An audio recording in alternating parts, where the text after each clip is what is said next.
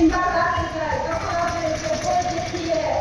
বিভিন্ন কিছু কাছে নিয়ে যায় তখন সে বই পড়ে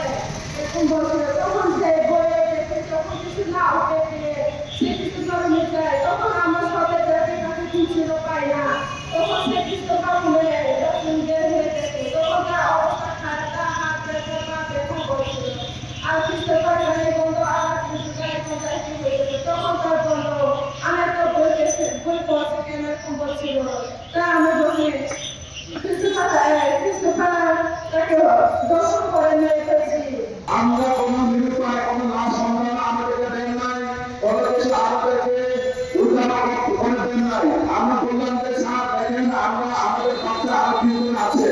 ওই তিনজনকে আমাদের জীবিত বা মৃত্যু উদ্ধার করে দেন আমরা সাধারণ ভারতীয় অভিভাবক ছিলেন না আপনারা এটা নিতে পারেন এত বক্তব্য করলেন তিনি সভাপতি সেসব বিষয় সভাপতি বললেন স্যার এর আগেও আরো তিনজন নিয়ে তিনি এই ঘটনা করেছিলেন তিনি এসপি সাহেব বললেন যে আপনাদের এখানে টাকা হবে নাই সভাপতি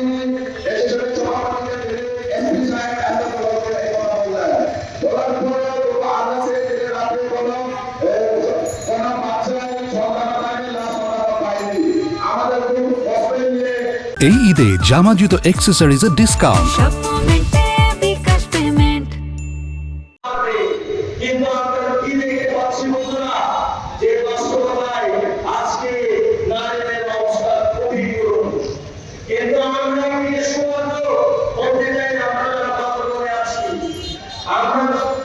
এই 5 আগস্টের পর থেকে শুনতে পাচ্ছি না যে বাংলাদেশ পুলিশকে এক অধিক শাসন চলছে